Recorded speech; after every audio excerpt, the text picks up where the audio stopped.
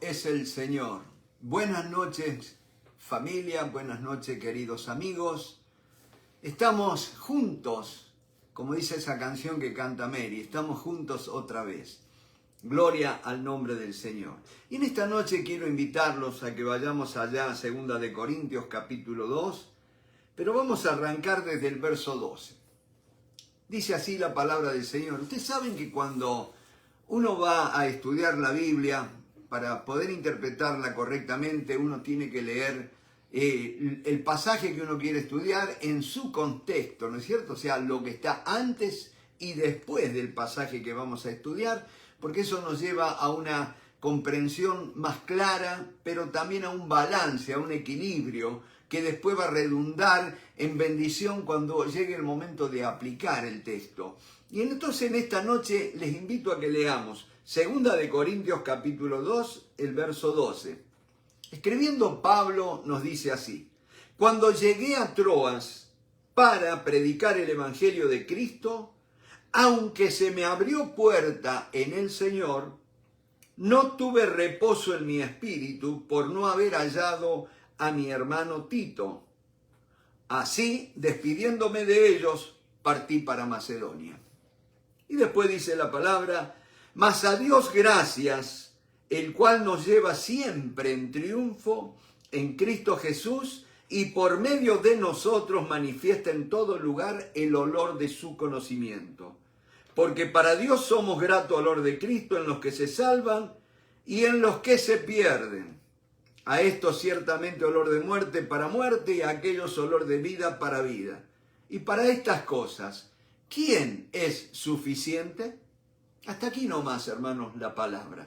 Vemos a un Pablo, a un apóstol Pablo escribiéndonos, y cuando usted empieza a leer la carta, sobre todo la segunda carta, que algunos estudiosos calculan que esta no era la segunda carta, sino una tercera, ¿no es cierto? Por algunos datos históricos que da.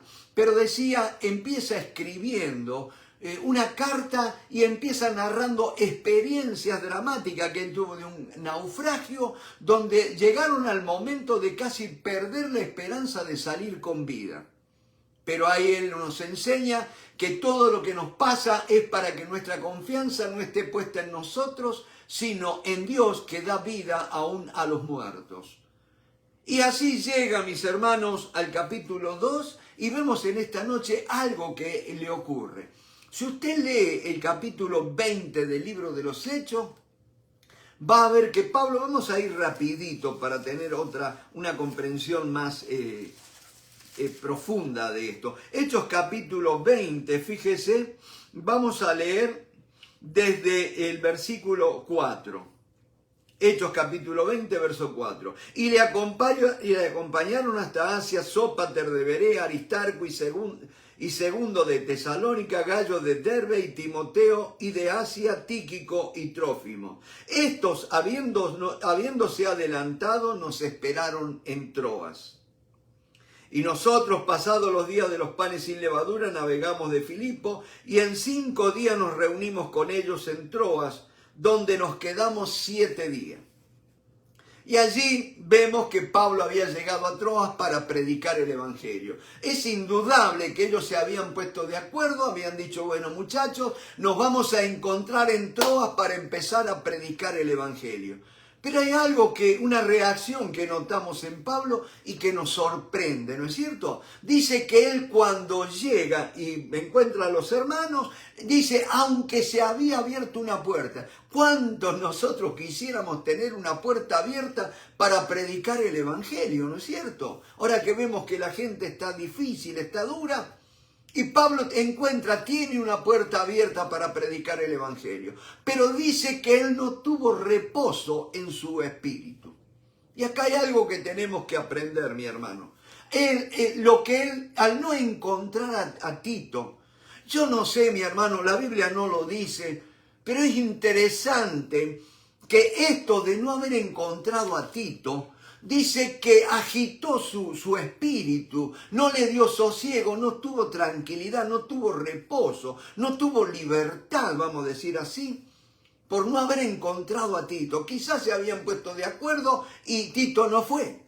No sabemos qué es lo que puede haber pasado. Pero hay cosas, mis hermanos, que en la vida espiritual, en la vida cristiana, nos van a suceder. Gente que muchas veces esperamos que haga cosas, esperamos cosas buenas de ellos y a veces no la hacen.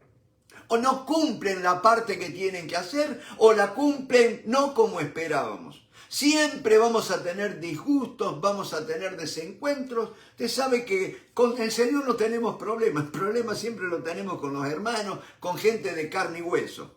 Y es precisamente gente de carne y hueso que muchas veces el diablo usa para sacudirnos, para sacarnos de nuestro andar en el Espíritu, para sacarnos de esa comunión con el Espíritu Santo y hacer que nuestra alma se agite.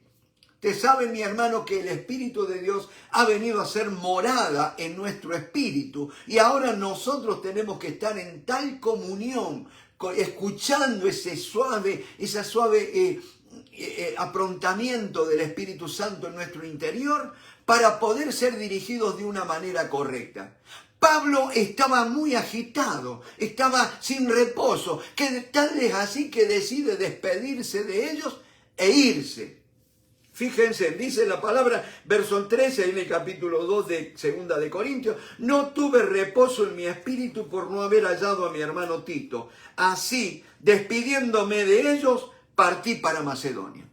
Los dejó, podemos decir nosotros, los dejó ahí con todo preparado, con la campaña arrancada y los deja. ¿No es cierto? Y mis hermanos, hay algo que tenemos que aprender. Si no hubiéramos leído esta pequeña introducción que hice, no podríamos comprender cómo arranca el verso 14. Mas a Dios gracias. Ustedes saben que ese más es un adversativo. Y hasta ahora yo les conté cosas desagradables, cosas que me preocuparon, cosas que me quitaron la paz. Pero dice Pablo, más a Dios gracias. Mis hermanos, lo que nos ocurre, y hay una cosa interesante, vamos a crecer en la vida cristiana siempre y cuando aprendamos que lo de afuera, lo que nos sucede, lo que nos hacen, no tiene que sacudir nuestro interior. ¿Sabes por qué, mi hermano? Porque si permites que lo de afuera, lo que pase, así sean malas, injusticias, lo que usted quiera, le va a cortar la comunicación con el Espíritu Santo. Acuérdense que el Espíritu Santo ha venido a morar en nuestro hombre interior, en nuestro espíritu. Pero es el alma la que tiene que estar conectada con nuestro espíritu a fin de que el Espíritu Santo pueda manifestarse a través de nuestro cuerpo, de nuestros gestos corporales y aún de nuestra voz, ¿no es cierto? Usted vio cuando a veces uno habla y uno tiene la voz media seca, media ahí tirante. Y usted ve cuando hay hermanos que usted los nota que está ahí tirantez entre ellos. Y mis hermanos, el Espíritu Santo ha puesto en mi corazón que comparta esto. No permitamos que Satanás, usando personas de carne y hueso, nos roben la paz interior. Esa conexión interior que el Espíritu Santo es el que provee en nosotros. Eso es lo primero, mi hermano. Dice, más a Dios gracias, dice Pablo, y me dice una cosa, el cual nos lleva siempre en triunfo en Cristo Jesús. O como habla la Biblia King James en inglés. Más a Dios gracias, ¿quién es el que causa que nosotros tengamos la victoria siempre? Dice. Pero yo los quiero llevar en esta noche a lo que habla en los textos originales en el griego y sobre todo a una costumbre, un origen de esta palabra triunfo. Dice, más a Dios gracias, el cual nos lleva siempre en triunfo. Podemos estar preocupados, podemos tener necesidad. El otro día estaba hablando con alguien, ¿qué va a ser de tus años venideros? Ya tenés 70, ¿cuánto más vas a trabajar? Tenés como para el fin de tus días, tenés como para mantenerte.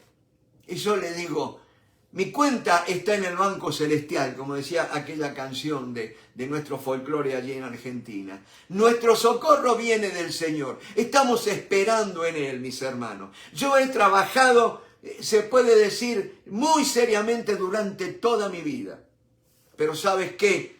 Decime que no he tenido ambición, decime no sé lo que sea, por este loco anhelo de servir al Señor, no me dediqué más a hacer plata y estoy ya entrando en la última etapa de mi vida con muy pocos recursos. Pero gloria a Dios que el recurso más grande está sobre mi vida. Aleluya. Pablo lo dice, tengo problemas, tengo dificultades, no sé dónde voy a terminar mi día.